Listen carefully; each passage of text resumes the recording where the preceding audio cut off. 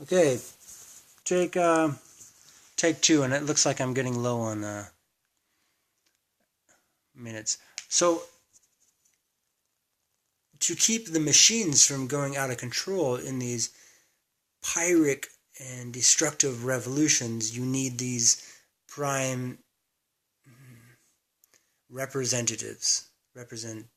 I'm working on the language. I'm going beyond language here. Okay, um, and or at least I'm trying to get there.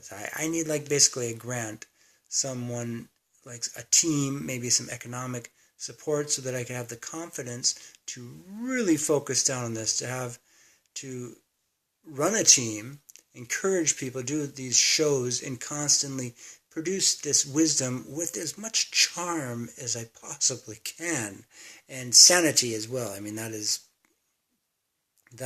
one of the things that the world is looking for, this stability.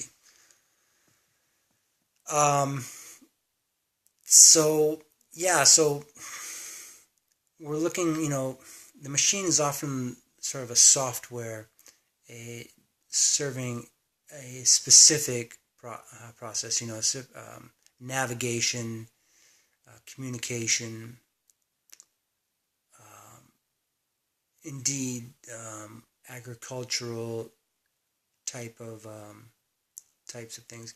Well, I'm working on one is unity.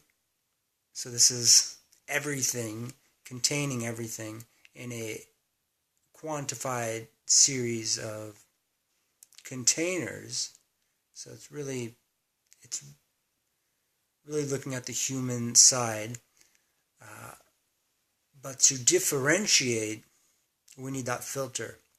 And so this is a universal balancing beam, like a scales, where the filter is the equation. It's really we're taking the same technology, except we're basically looking at them through this lens and saying what is virtually the opposite. So a lot of people, they'll leave their country, they'll say, I hate this country, I am out of here. Um, and a lot of this has happened recently. For instance, Google, uh, and we have to understand that these situations, the grass may be greener on the other side, but that doesn't mean it's bad. It's just to differentiate. So the difference is golden. This is really what we want. And so I'm trying to do this study where we're quantifying things, we're highly clarifying them, we're getting all this data. And for me, it's really not that important. I would actually be glad to be isolated from the sociologically um, overexposed. It's not, no one really thinks, and then I'm going to make them all pay type of, um, I mean, oh yeah, you will. So we'll be smelling this, I'm sure. Okay. Um, uh, of course, I just said it, so naturally, I am rushing to save you, because I can see your country is completely poopy. And so, anyways, it's it's uh, it's a passion to save the world, that I want the world, people to have that, and to understand that the revolutions happen because of neglect of these prime, rhetorical neglect of these prime. It's very complex statement. We want to put all the words on the table and get them into this beautiful system, where we have really, really sublimating world peace. Now,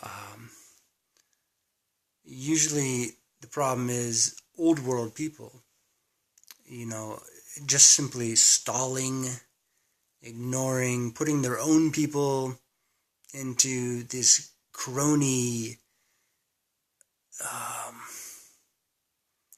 security, basically, and not seeing the truth. And so we need these enlightened, sublime, enlightened people. We need to fund this tiny element. So basically, imagine George Washington, he's on the dollar bill, had a similar experience to either Benjamin Franklin or Alexander Hamilton, I think it is.